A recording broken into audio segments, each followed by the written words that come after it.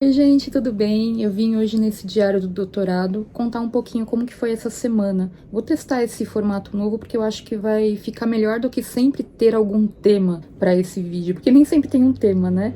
Quando tiver eu faço, mas quando for só a rotina mesmo, eu vou compartilhar com vocês. Então deixa aqui embaixo seu comentário dizendo se você gosta de um formato assim.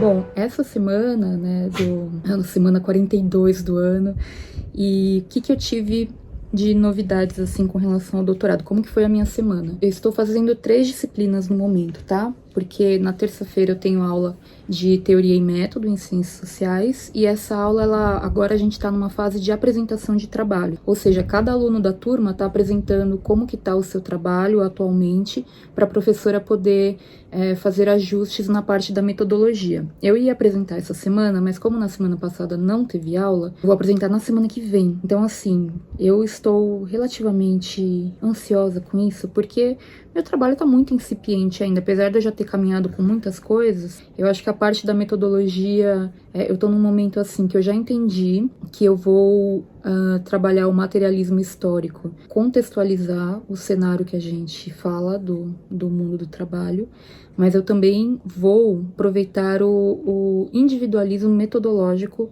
para explicar, para ser assim o viés metodológico da tese, por recomendação da minha professora orientadora e tudo mais. E aí isso cai numa coisa do marxismo analítico, etc, etc, que é uma abordagem um pouco diferente e mais crítica ao materialismo histórico do Marx.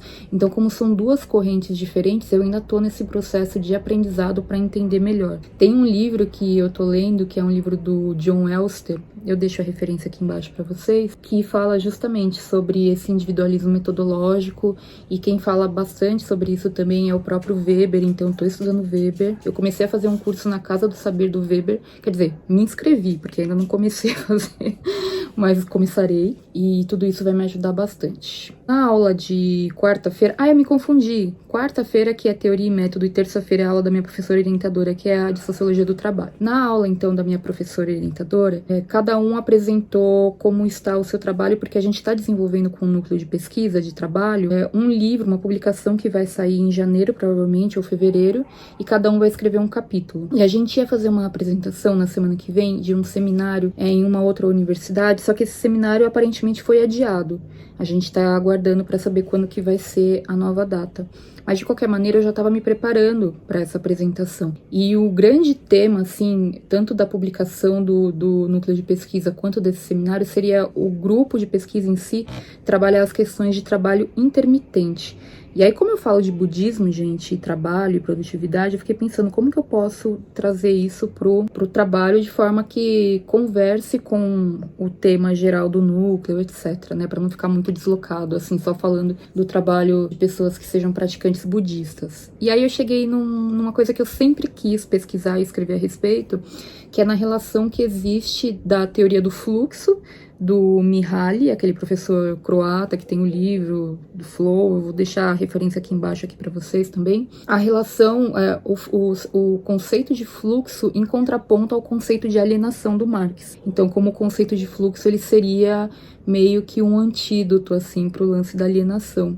No entanto, dentro do contexto do budismo, falando sobre impermanência, vacuidade, compaixão. Então, como que um trabalhador budista que tem muito esse paradigma da imanência, da vacuidade, de que aquela frase, né, do universo inteiro contido em um grão de arroz e que eu faço parte do todo, tananã, tananã, como que isso se relaciona com o conceito de fluxo e a questão da alienação. Eu acredito, né, assim, minha tese para a produtividade compassiva, é que tudo isso colabore muito, né, realmente com o estado de fluxo para a gente chegar naquele ponto. E eu trouxe uma referência do Adorno, que é do Tempo Livre, que eu adoro, e perguntei para minha professora se fazia sentido trazer, porque o Adorno, nesse texto dele, do Tempo Livre, ele fala como o tempo livre está diretamente associado ao trabalho. Filho, se você ficar cavando, vai ficar barulho aqui no vídeo da mãe.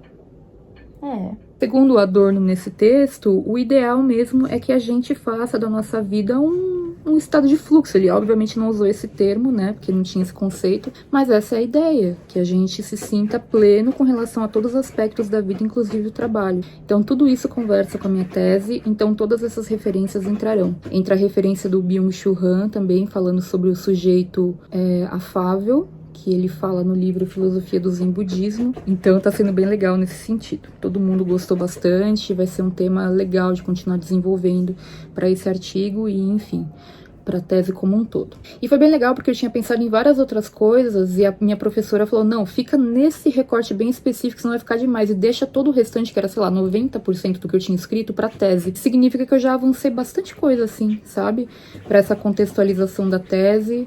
Então isso foi muito bom, foi muito bom. Reduziu o meu trabalho, o meu esforço para esse artigo, ao mesmo tempo que me fez permitir que eu já tinha bastante coisa para tese. O que aconteceu? Eu conversei com um professor que é das Ciências da Religião na PUC, que é o professor Frank Uzarski. Ele é bem conhecido, vou deixar uns vídeos de referência aqui da Casa do Saber para vocês conhecerem ele. E ele está nesse momento fazendo uma disciplina em História das Religiões Mundiais. E aí ele falou, Thaís, venha assistir as aulas de budismo. E aí essa semana foi a última, então foram 3 aulas, eu assisti a última, foi nessa quinta-feira. Isso quer dizer, tem sido muito enriquecedor participar dessas aulas, porque tenho aprendido demais sobre a história do budismo mesmo, sabe? Muitas referências de textos, etc, etc. Então, é muita coisa que eu ainda não consegui nem digerir direito. Vou fazer isso nas próximas semanas. E aí, eu tive a oportunidade de explicar um pouquinho da minha tese para ele adorou e ele já me chamou para participar de um grupo de pesquisa sobre religiões orientais no Brasil. Então, assim, vou participar, vamos ver como serão as coisas, né? Mas eu fiquei muito feliz com o convite, mas é aquilo, gente, mais uma coisa para fazer. Vamos ver como isso vai se relacionar com a minha vida como um todo, porque eu não quero me sobrecarregar, certo? Então é isso.